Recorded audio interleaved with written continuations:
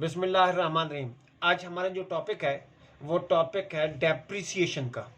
और ये डेप्रिसिएशन का टॉपिक जो होता है ये अक्सर जो है वो ग्रेड 12 यानी कि सेकेंड ईयर के पेपर में आता है इसके क्वेश्चन में से। और बाज़ जगहों पर तो ये भी आता है, क्योंकि ये बहुत बड़ा टॉपिक आता है, बाज़ जगहों पर ये भी आता है कि सेक्शन जो होती है, मैंने बताया था ना कि first section A, section B, section C paper में बाज़ औक़ात ये सेक्शन सी करा जाता है, ठीक है ना। तो कुछ बोर्ड में तो कुछ अर्सा ये सेक्शन सी ही प्रॉपर तरीके से रहा है, फिर उसके बाद चेंजिंग की गई है कि जी आप इसको प्रॉपर तरीके से सेक्शन सी नहीं बनाइएगा, बल्कि हेड एग्जामिनर की मर्जी पर डिपेंड करेगा कि ये अगर सेकंड ईयर में देना है तो सेक्शन सी में दे, वो हेड एग्जामिनर की मर्जी है। सेक्शन बी में दे वो उस पर डिपेंड करता है। और सेक्शन ए तो वैसे भी आप लोगों को पता है कि MCQs ही होती हैं, ठीक है। अब यहां पर आज इस टॉपिक को हम स्टार्ट कर रहे हैं डेप्रिसिएशन। डेप्रिसिएशन का मतलब क्या है? डेप्रिसिएशन का मतलब होता है, टॉपिक कौन सा है हमारा? डेप्रिसिएशन। इस डेप्रिसिएशन का मतलब क्या होता है? फरसूदगी, किसी एसेट की यूजेज वैल्यू। और वो कौन सा asset? Non current asset. Non current asset कौन से होती हैं? जो आपके नॉन करंट एसेट में जैसे फर्नीचर हो गया, इक्विपमेंट हो गई, मशीनरी हो गई, बिल्डिंग हो गई। अच्छा, एक नॉन करंट एसेट लैंड है, बट लैंड पे डेप्रिसिएशन कभी भी चार्ज नहीं होती, ठीक है, ये याद रखिएगा। बाज़ औक़ात तो MCQs भी आ जाता है इसमें, ठीक है। तो लिहाजा लैंड पे डेप्रिसिएशन चार्ज नहीं होती, बाकी तमाम एसेट्स पे डेप्रिसिएशन चार्ज होती है के नॉन करंट एसेट पे। करंट एसेट पे नहीं, नॉन करंट एसेट पे डेप्रिसिएशन चार्ज होती है। अच्छा, डेप्रिसिएशन की मीनिंग मैंने बता दी, यूजेज वैल्यू। इसमें अभी थोड़ी देर पहले मैंने आपको बल्कि बताया है। अच्छा, इसमें हमने दो चीज़ें जब एंट्री पास कर देती हैं तो हम दो चीज़ें, एक तो हम एक्सपेंस रिकॉर्ड कर रहे होते हैं, तो वो डेप्रिसिएशन एक्सपेंस रिकॉर्ड होता है, ठीक है इसमें से। और दूसरा हमने क्या कर रिकॉर्ड करते हैं? अलाउंसेस। तो अलाउंसेस का मतलब है या accumulated depreciation, accumulate,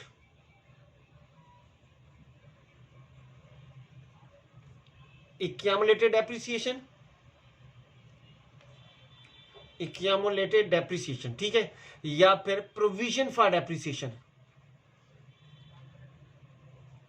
provision for depreciation. और पहले बताएं allowances, allowance for depreciation, for depreciation. इसमें से दो चीजें हमने रिकॉर्ड करनी होती हैं। एक तो डेप्रिसिएशन एक्सपेंस। एक्सपेंस जो होता है ये किस में रिकॉर्ड करेंगे? हम जब आगे जाकर पढ़ेंगे क्या, फाइनेंशियल स्टेटमेंट यानी कि इनकम स्टेटमेंट में, प्रॉफिट लॉस स्टेटमेंट में, ठीक है। और दूसरा जो हम रिकॉर्ड करेंगे ये accumulated depreciation, provision for depreciation. इसको हम क्या करेंगे, कहाँ रिकॉर्ड करेंगे? इसको हमने रिकॉर्ड करना है बैलेंस शीट में। बैलेंस शीट में, क्योंकि हम एसेट जो नॉन करंट एसेट होता है उस नॉन करंट एसेट की बुक वैल्यू रिकॉर्ड करती हैं, तो बुक वैल्यू को नॉन रिटर्न डाउन वैल्यू भी कहती हैं, ठीक है, ठीक है। तो क्या कहती हैं इसको? Provision for depreciation, accumulated depreciation, ठीक है। हम ये रिकॉर्ड करते हैं। अच्छा जी, अब हमने क्या करना है इसको, इसके लिए ऐसे ही नहीं है कि एसेट आ गया और उसकी डेप्रिसिएशन कैलकुलेट करना शुरू कर दी, नहीं। हमने सबसे पहले क्या काम करना होता है, कोई भी एसेट है उस एसेट की कॉस्ट कैलकुलेट करनी होती है, कॉस्ट ऑफ एसेट, उस एसेट की कॉस्ट कैलकुलेट करनी होती है। अब वो नॉन करंट एसेट है तो नॉन करंट एसेट क्या होगा? अगर मशीनरी है तो यहां पर कॉस्ट ऑफ मशीनरी, फर्नीचर है तो कॉस्ट ऑफ फर्नीचर, बिल्डिंग है कॉस्ट ऑफ बिल्डिंग, इक्विपमेंट है कॉस्ट ऑफ इक्विपमेंट। तो ये कैलकुलेट करनी है हमने, एक्यूमुलेटेड डेप्रिसिएशन कैलकुलेट करेंगे। उससे पहले हमने क्या करना था? कॉस्ट कैलकुलेट करनी है, ठीक है जी। अब आइए जरा आगे बढ़ते हैं। कॉस्ट कैलकुलेट करने के लिए हमने करना क्या होता है? हमारे पास दो चीजें होती हैं। एक हम पढ़ते हैं capital expenditure,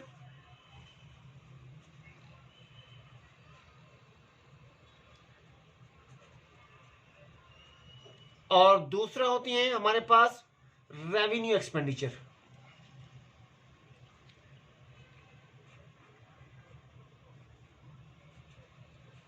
capital expenditure and revenue expenditure. ठीक है जी।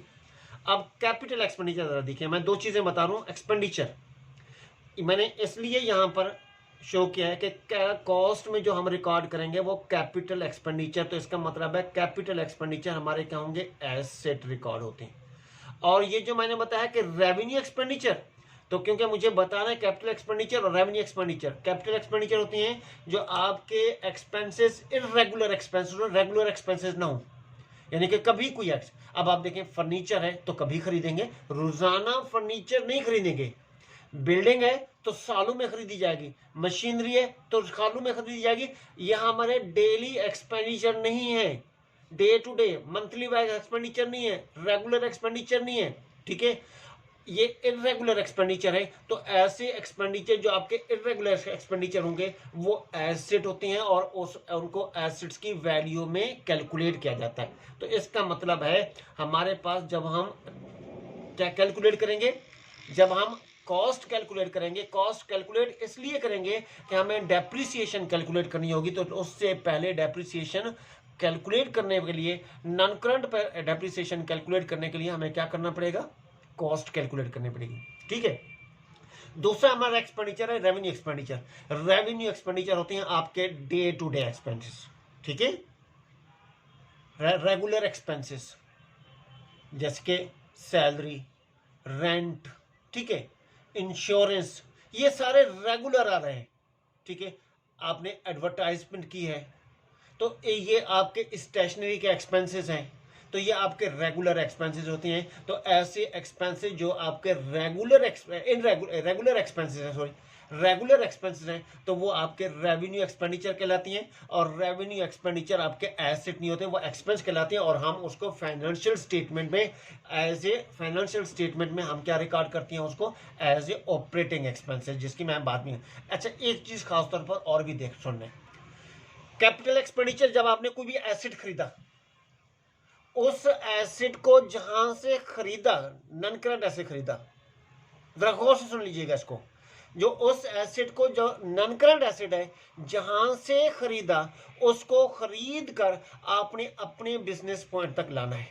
ठीक है, ये ऐसा तो नहीं है कि हमने फॉरेन कंट्री से एसेट खरीदा और एसेट को हमने वहीं पर रखेंगे और वहीं यूज करेंगे और यहां पर हम बिजनेस करें, ऐसा पॉसिबल नहीं है। हमने एसेट जहां से भी खरीदा है उसको हम अपने बिजनेस पॉइंट तक लाएंगे। ठीक है ना। तो अगर फॉरेन कंट्री से खरीदा है या जिस सिटी में हम बैठे हैं उसे दूसरी सिटी से हमने खरीदा है, तो वो एसेट जिस जगह पर हमारा बिजनेस है उसी जगह पर उस बिजनेस में वो एसेट लाना पड़ेगा हमें, क्योंकि वर्किंग हमारी वहीं पर है, हमारा काम भी वहीं पर है। तो लिहाजा उस एसेट पे जिस किस्म के उस बिजनेस उसको लाने के लिए, कहां पर, अपने बिजनेस पॉइंट तक लाने के लिए जिस किस्म के भी एक्सपेंसेस होंगे उस पे, तो वो कैपिटल एक्सपेंडिचर कहलाएंगे। मैं एक्सपोज कर लेता हूं चंद के एक्सपेंसेस, जैसे कि आपकी ट्रांसपोर्टेशन हो गई, फ्रेट रिकॉर्ड हो गया। ठीक है, आपने उस गुड्स को कैरी करवाया है, लोड अनलोड करवाया है। ठीक है, उसको आपने जिस एरिया से, जहां से आप जिस सिटी से या फॉरेन कंट्री से खरीद कर ला रहे हैं, अपने पोर्ट तक पहुंचने तक या अपने शहर तक पहुंचने तक आपने उस पर क्या है, इंश्योरेंस करवाई है। और वो इंश्योरेंस कौन सी, इंश्योरेंस इन ट्रांजिट कहलाएगी। इंश्योरेंस इन ट्रांजिट का मतलब है आपने रास्ते को इंश्योर करवा लिया। अगर फॉरेन कंट्री से लेकर आए हैं तो शिपिंग कंपनी के आपको कहेगी, जिसके जरिए आप अपना एसेट ला रहे हैं, तो वह कहेगी कि पहले इस एसेट को आप इंश्योर करवा लें रास्ते का, लिहाजा नहीं तो आपका ये एसेट हम लेकर नहीं जा रहे हैं। इसी तरीके से जब एक जगह से, एक शहर से दूसरे शहर में, एक सिटी से दूसरी सिटी में मूव कराएंगे इस तरह के एसेट को, तो पहले उसकी क्या करनी पड़ेगी, इंश्योरेंस करवानी पड़ेगी, ताकि रास्ते को सेव कर लें। सेव कर लेंगे ना, तो उससे आपका नुकसान नहीं होगा। सही, नुकसान हो गया खुदा न खास्ता, तो फिर उसके आपके प्रॉब्लम कुछ सॉल्व हो सकती हैं। ठीक है, तो इसीलिए जो हमारे कैपिटल एक्सपेंडिचर हैं, तो वो कैपिटल एक्सपेंडिचर हमने क्या करने होंगे, इस तरीके से रिकॉर्ड करने होंगे। तो मैंने चांद एक एक्सपेंडिचर की एग्जांपल भी दे दी। उसके बाद जब आपके पास, यानी कि आपका एसेट आपके पास पहुंचा, उस एसेट को आपने इंस्टॉल किया, इंस्टॉलेशन चार्जेस, उस एसेट को यहां तक के टेस्ट किया, टेस्ट रन कॉस्ट ये इसको कहेंगे आप। ठीक है, क्योंकि होता है ना कि जी आपने पेट्रोल डाला उसमें, आपने उसमें जो है गैस, ऑयल, इस तरह की चीजें उसके टेस्ट के लिए यूज किए हैं, तो वो उसके लिए क्या करेंगे, वो भी कैपिटल एक्सपेंडिचर। अब जब आपका एसेट प्रॉपर तरीके से वर्किंग करना शुरू कर देगा, वर्किंग के बाद वाले तमाम एक्सपेंसेस, या फिर ये भी है ना कि बिल्डिंग किराए पर ली हुई है, साल रेंट दे रहे हैं, तो वो रेगुलर तो नहीं है, वो सॉरी रेगुलर है, बट वो कैपिटल नहीं है, क्योंकि एसेट में शामिल नहीं करेंगे जिस जगह पर लगा है, ठीक है ना। आप कोई एम्प्लॉय रखा हुआ है आपने, उसको चलाने के लिए उस एसेट को, तो उसको सैलरी पे कर रहे हैं, इस तरह के और भी एक्सपेंसेस हैं, और तो फिर वो एक्सपेंसेस ऑपरेशन में चले जाएंगे बिजनेस, क्योंकि आप ऑपरेट कर रहे हैं। तो वर्किंग से पहले, उस एसेट को यूज करने से पहले तक जितने भी एक्सपेंसेस थे आपके, वो तमाम कैपिटल एक्सपेंडिचर, और उन तमाम कैपिटल एक्सपेंडिचर को एसेट की कॉस्ट में रिकॉर्ड करेंगे, ठीक है जी। तो ये मैंने कुछ चीजें आपको बतानी है, और जबकि रेवेन्यू एक्सपेंडिचर को हम एसेट की कॉस्ट में रिकॉर्ड नहीं करेंगे। तो इस टॉपिक का सबसे पहले हमने क्या करना है, कॉस्ट कैलकुलेट करनी होती है। कॉस्ट कैलकुलेट करने के साथ फिर हमने एंट्रीज पास करनी होती है, ठीक है। जब हम एंट्रीज पास करेंगे, और उसके बाद जाकर फिर हमने क्या करना है, यानी कि किसकी एंट्री पास करनी है, उसकी कॉस्ट की एंट्री पास करनी होती है, और उसके बाद हमने उसकी जो एक्सपेंसेस हैं, इसके अलावा उसके रेवेन्यू एक्सपेंडिचर के, तो उनके भी एक्सपेंसेस की एंट्री पास करनी होती है, और उसके बाद जाकर जो है हम उस एसेट पे डेप्रिसिएशन चार्ज करेंगे। तो हम क्या करते हैं, इस वीडियो को इसको यहीं पर रोक देती हैं, तो फिर हम अगले उसमें हम उसकी कॉस्ट रिकॉर्ड कैलकुलेट करेंगे, और यही मैं आपको बाकायदा तौर पर बताऊंगा कि कैपिटल एक्सपेंडिचर जो मैं बता रहा था, वो एक्सपेंडिचर ये है, ठीक है जी। अल्लाह हाफिज़, इंशाल्लाह नेक्स्ट वीडियो में मिलते हैं।